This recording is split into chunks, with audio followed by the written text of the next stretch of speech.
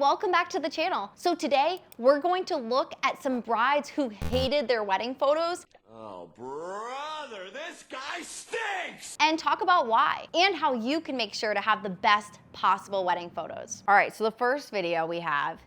I'm trying to normalize hating your wedding photos because when I got my wedding photos back, I hated about 90% of them. And the more I talked to my friends that are married, the more I found out that I guess that's normal. It's normal to hate your wedding photos. I'm not sure the vision here that my photographer had, but it's very much giving awkward side Christian hug. I thought that that was like a pretty nice photo. I think that the framing could have been a little bit better. Like the couple is definitely like, it's a very wide shot, and I think it could have been just cropped in a little more. But overall, I think that this is a nice photo. So I'm really curious where she's coming from here. She posted another one as an update. So let's see what the next photo looks like from her wedding gallery so we can kind of get a better idea of what's going on here. Okay, this is therapeutic to laugh at these. So here's another one. I remember him telling me to lean back farther, and honestly, it's just giving I'm in pain and I have a hunchback. Okay, I disagree. I think this is actually pretty nice posing. Like a lot of people would have a tendency to kind of like maybe like stand awkwardly or tense, and I feel like kind of like giving a slight arch to the back makes it feel a little more like a dip pose, and like I don't see that personally. Like I think that that's a pretty nice pose. I think that's a good photo. So yeah, I'm curious like if it's just more that she's feeling insecure or she didn't specifically like the posing, which is something that she probably should have figured out about the photographer's posing when she looked at their portfolio and when she interacted with them maybe during the engagement shoot. But let's see, she posted one more update. Okay, I just got out of Pilates, so I'm a hot mess express. But wanted to speak on that comment as well as I didn't think that my video would blow up the way it did. I'm getting a lot of, oh, you get what you pay for. This is why you have to spend a lot of money. You know, cost matters. Listen, we spent, I think it was like $4,000 on this photographer. That's in my book, that is not cheap. That's way more than we wanted to spend. But as far as was this different than she advertised and all of that, it was just a bad experience. So when we first met with her, we met with her in person, on the phone. I loved her photos and her portfolio. It looked amazing. Her editing was great. Like everything about her we loved. That's why we booked her. But about 3 weeks before our wedding, we get a call from her and she says that she's overbooked. She can't make the wedding and she's gonna send her assistant.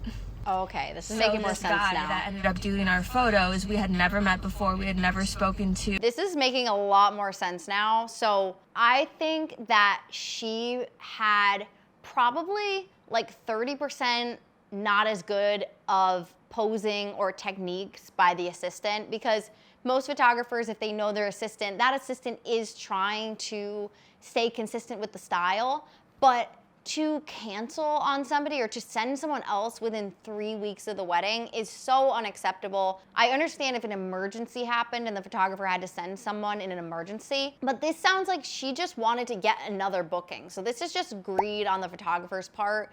And I think that the experience that this bride had with just the panic of like 3 weeks from the wedding, having someone else capture her day that she had really like planned out and found a photographer who she paid a really decent amount of money for, this is making a lot more sense. So personally, I think the photos look great, but I think that they were all probably really tarnished by just such a bad experience with that photographer. So that is definitely something really important to talk to your photographer about and kind of make sure that they are somebody that has more morals than this, like somebody that you think would have the integrity to not just go for a better offer if they get another booking opportunity on your date. And you should have a contract that protects that. My contract allows me to send someone else only in the case of an emergency. So if she were to prove that she had to go to the hospital or something like that, that would make more sense to be able to send somebody per her contract. But I do not think that that's fair to just say she's overbooked and send someone else. This seems like a greedy move that she just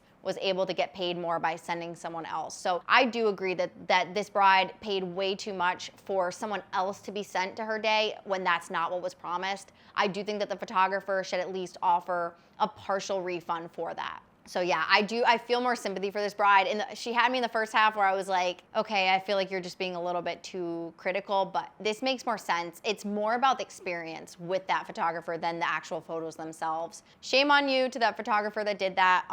But I just hope that she can eventually over time, as she moves past that happening, that she'll actually appreciate and be able to enjoy those photos more because they're pretty good. So we have another bride who says, wedding photography fail. So we've just got my mum's wedding photos back, which were professionally done and taken back in December. Okay.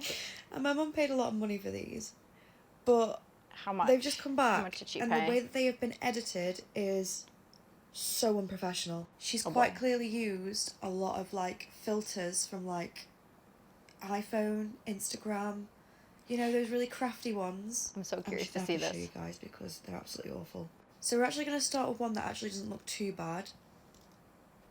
So Not nice too photo of me and my bad. sister. Not too bad. This is the not bad one. I'm like actually scared to see the rest of these. I like want to believe that this is like a joke because Don't get why This we've is the used not the bad one. sepia filter, but this looks like it was Here we taken are. in the 1800s. this Like one's the first bad. camera This one's ever. of me and my mum.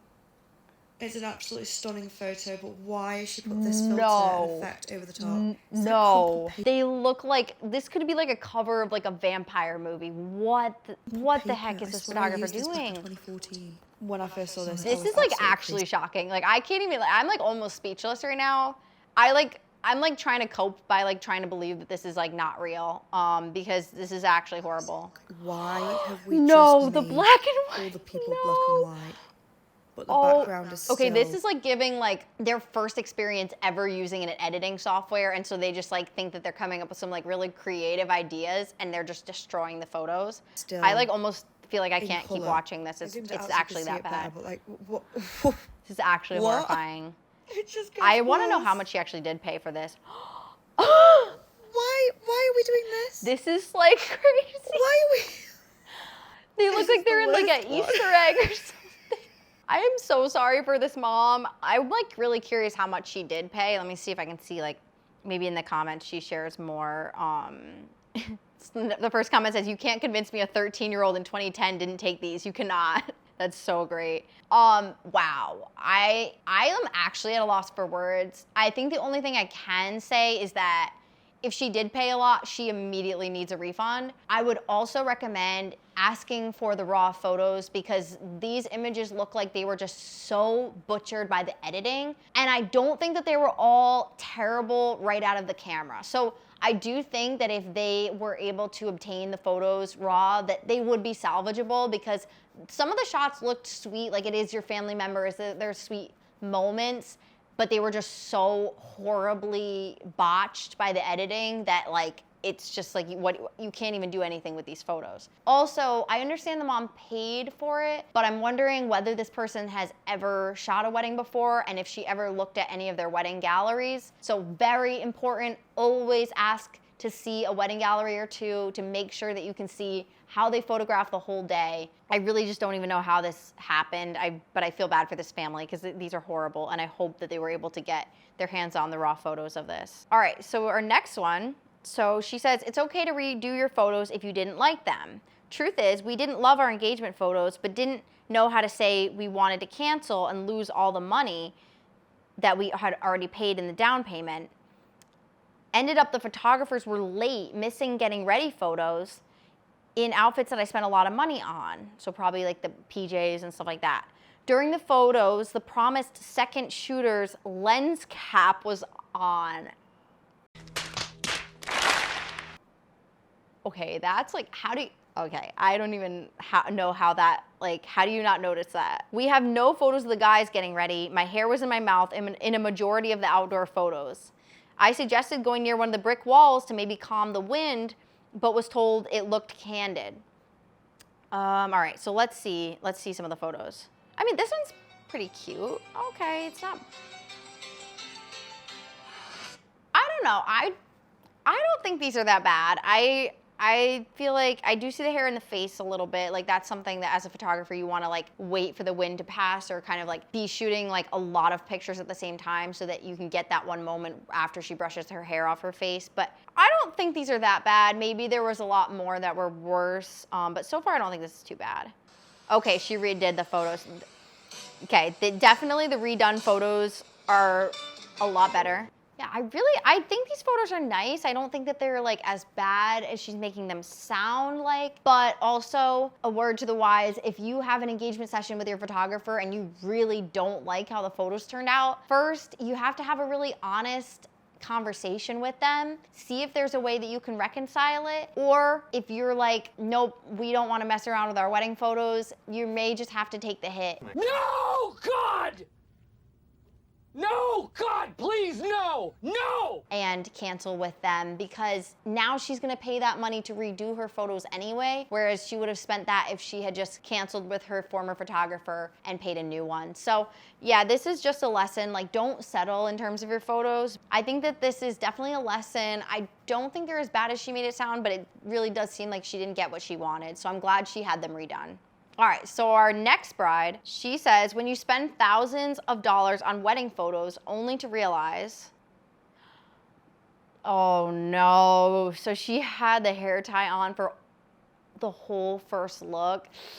Oh man, oh gosh. Yeah, I feel like the photographer should have probably noticed that. I will say the first shot, I kind of thought it was a tattoo because she had like another one right next to it. And I've seen a lot of people with that kind of tattoo. But then the second you realize it's a hair tie, it's like, oh my goodness, the photographer should have noticed it. The bride, the nerves probably got to her. She's like not probably responsible for noticing that. But oh man, that really stinks. If I was a photographer, I would have had to spend hours editing that out of the photos. So I'm a little surprised that this photographer just delivered them like that. I wonder if she like thought that the hair tie was like some like bracelet that was sentimental to her, so she like didn't ask her to take it off. I think that the bride should probably just communicate to the photographer like, hey, did you notice that there was still a hair tie on my wrist? Even if your photographer won't edit that out, once you get your photos delivered, you own those photos. You should probably find a third-party editor to just edit those if you have something like that your photographer won't remove. Because yeah, if all you're gonna see when you look at your photos of your first look is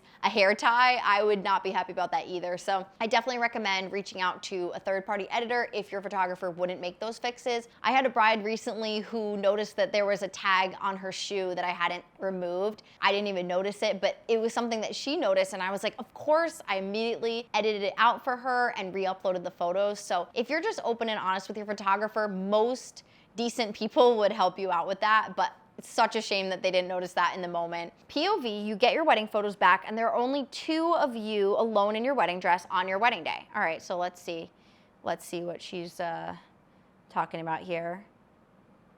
Okay, so we have one. I like that. I think that's nice. Okay, that's beautiful. All right, and the whole album of your husband. Oh, okay, so I see where she's a little bit frustrated. Okay, so there's a lot more of him getting ready, a lot of him opening. Okay, I see. That was probably, it looks like maybe even from the first look. Okay, and some of the comments are vicious on this one. People saying like, OMG, she's in love with your husband and all this stuff. I think we gotta slow our roll here. One thing that a lot of people are not going to warn you about on the wedding day is if your timeline is not well planned out, it is really hard to get a lot of photos of just the bride by herself. And the reason being that most of the time the bride has to stay hidden once guests are arriving and once the groom is arriving to the venue. So this is actually really common to happen. If you don't like your getting ready space, that is where most of the photos of the bride by herself are going to be taken. She can't really leave to go to other parts of the venue. There may be other backgrounds that you like more, but if your timeline doesn't allow for you to be done with hair and makeup and to have time with your photographer around your venue space, outside of the bridal suite, you're not gonna get that much variety of photos of just you. And so I don't wanna fully fault the photographer here. I think one issue is that there probably wasn't a second photographer. If you had a second photographer, you would have had somebody capturing the bride the whole time and the groom the whole time. And sometimes what happens when you don't have a second